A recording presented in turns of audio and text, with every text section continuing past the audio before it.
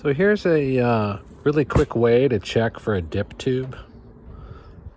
If you suspect that your water heater's dip tube might have come out or come loose, and the water in your water heater isn't getting hot enough, or it's just lukewarm, what I do is I usually pull the TMP out, which is right here on the side. You can see it lines up with the cold.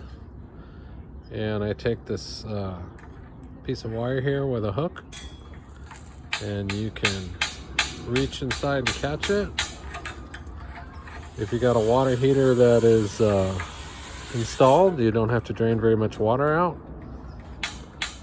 which is nice. You just kind of hook it, you can hear it. Anyway, do this all the time, check for dip tubes.